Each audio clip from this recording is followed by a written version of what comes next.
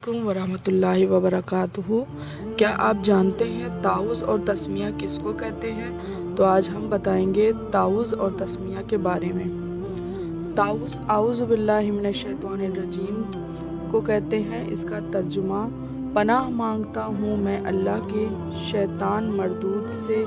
और तस्मिया बिस्मिल्लाहिर रहमानिर रहीम को कहते हैं, अल्लाह के नाम से शुरू जो बहुत मेहरबान रहमत वाला है।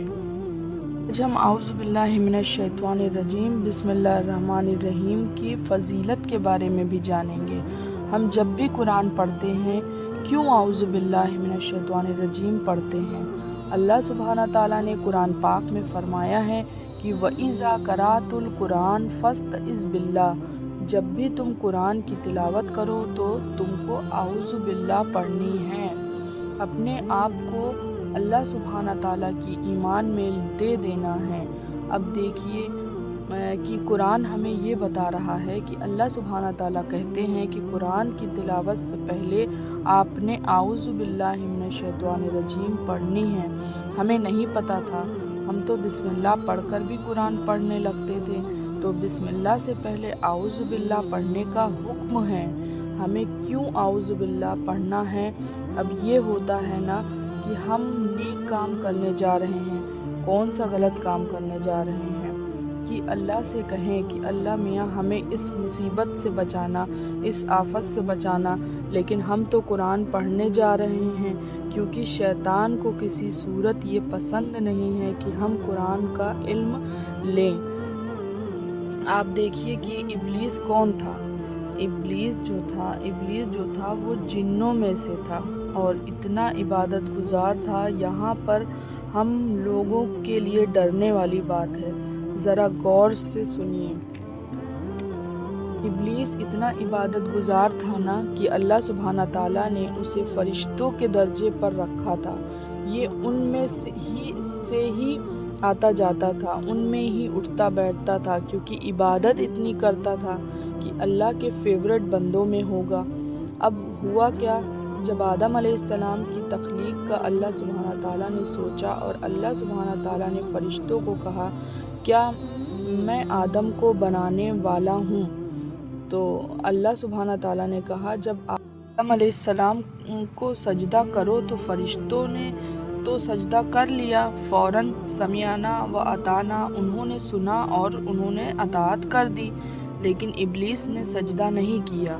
आपको पता है कि वजह क्या थी? कि आदम अलैहिस्सलाम को अल्लाह ताला ने नाम सिखा दिया था।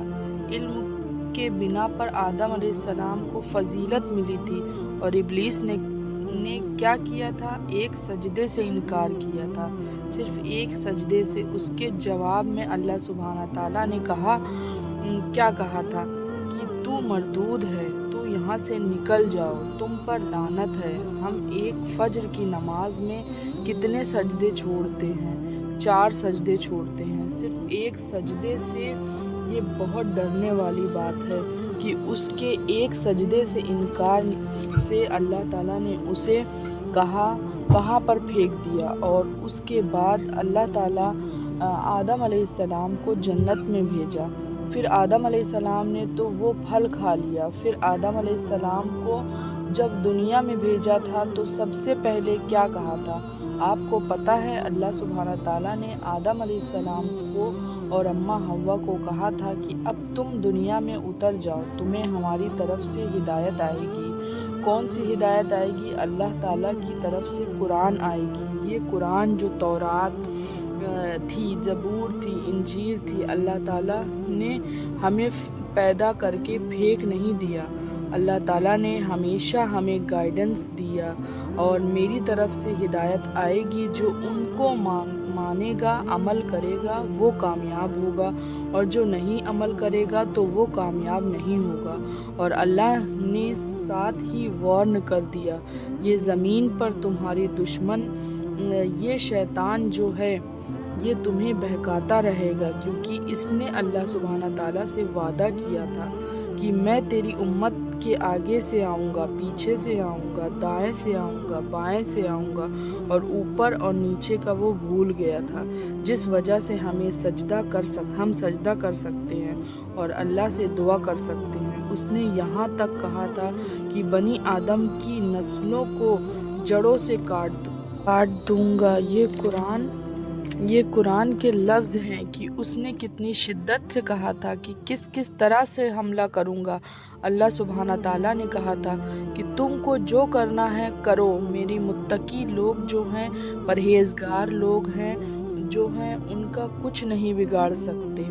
ये बड़ी खूबसूरत बात है कि दिल को एक चैन भी पड़ जाता है कि अल्हम्दुलिल्लाह हम कोशिश कर रहे हैं ना, अल्लाह सुब्हाना ताला के रास्ते में भागने की कोशिश कर रहे हैं, अल्लाह ताला को मनाने की कोशिश कर रहे हैं।